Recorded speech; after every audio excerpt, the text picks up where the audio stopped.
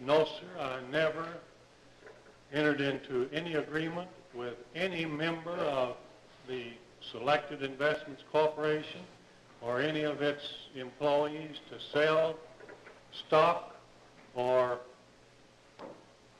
recommend the stock to anyone at any time.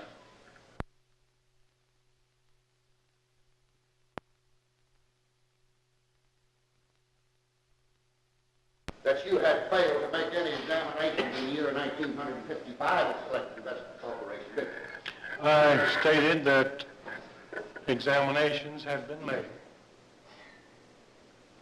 But they hadn't, had I had made two prior. you? You hadn't made any in 1955, had you? No, sir. And the law required you to make yearly examinations. It was humanly impossible. You didn't tell Mr. McKay that, did you, in that letter? No, sir. Yes, sir.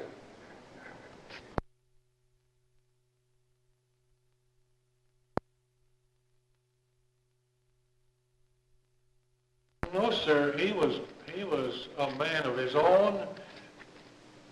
He was either married or about to be married at the time he started to work for him. I never had anything to do with his employment. Now, he had worked In fact, he was working. He wasn't even living at home. He was attending school, I believe, or maybe it might have been through the summer vacation.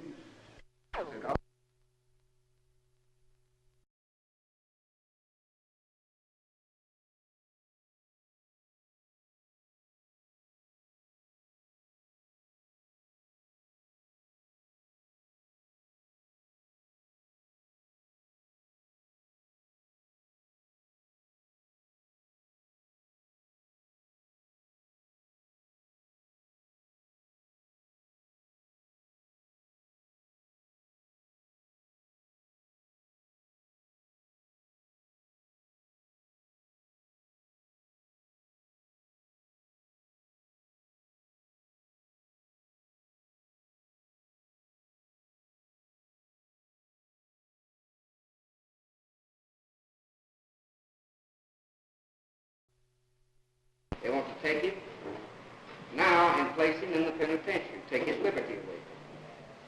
And that's what you're the only safeguard between him and the doors of the penitentiary. Now, you've heard the evidence, every bit of it. You've heard as much as I have. You can place any type of interpretation on the witnesses that appeared before you that you desire. Nobody can say anything to you how you do that. I wouldn't, Mr. Ross wouldn't, the judge won't, and even the county attorney can't tell you what you could do in that life. You have that power, and you alone. I know you don't want to do it. They know you don't want to do it. Write the verdict of guilty. Fix this man's punishment where it belongs. He deserves every bit of it. It isn't enough. Fix his punishment 3 years, and when you do, you'll be throwing the protection around people like the Motts and the Sawyers. And on top of that, I'm not the penitentiary. It's not such a bad place. They don't mistreat him down there. He'll think he did. He thinks he's being mistreated because he's being tried.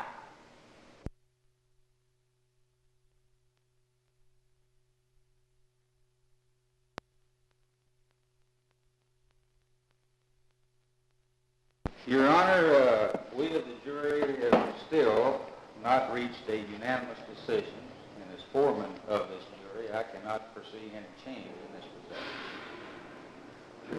result. Well, you went out at 3 o'clock and left, came back about 5:15. And then you came back from dinner about 7 o'clock. And here now is 28:25. And we've taken, well, considering the impounding of this jury, we've taken about 5 days, haven't we? Yes. Don't you think that you should go back and try some more?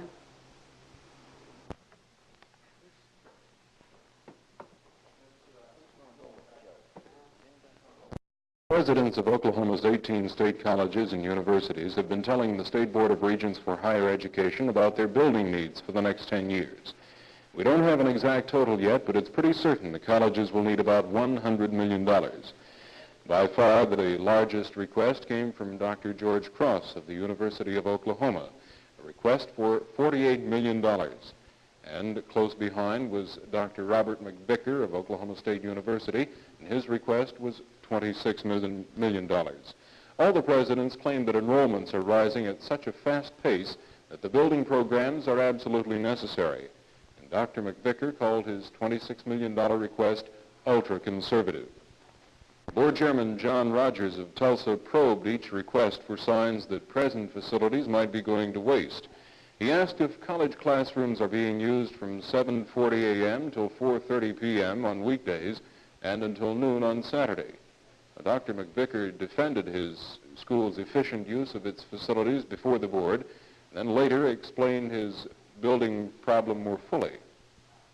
And as I pointed out, for this very reason, the buildings, insofar as practicable, that we have proposed for construction in Stillwater are to be very broadly identified with such terms as physical sciences and general engineering.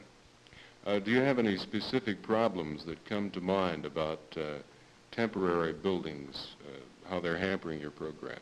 Well, as I also told the Regents this morning, we are now using in temporary buildings some 453,000 square feet of floor space, and our Category 1 or first priority construction items total 460,000 square feet. So you can see that if we get all of the buildings that we need in Category 1, we're still no further ahead in terms of floor space than we would be right now. Approximately how much would all the marijuana that's growing there be worth? Well, on information I have, sells for $1 a cigarette now. Now, would it be anything?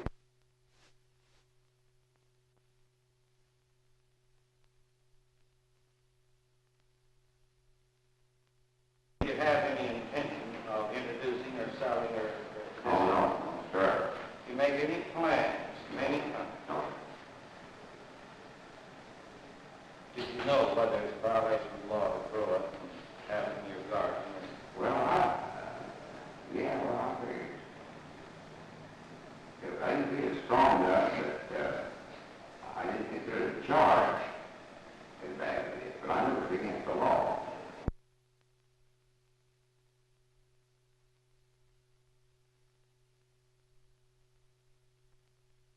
It's the most vicious form of narcotic, where it strikes the children, young people.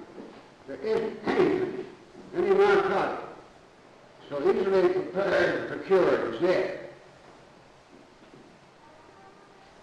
He said the man said he did a foolish act, he certainly did. He said he made a mistake, he certainly did, he got caught. This man is the manufacturer, he's the grower. If it weren't for him, we wouldn't have the seller and the user and the pusher and the high school children using it.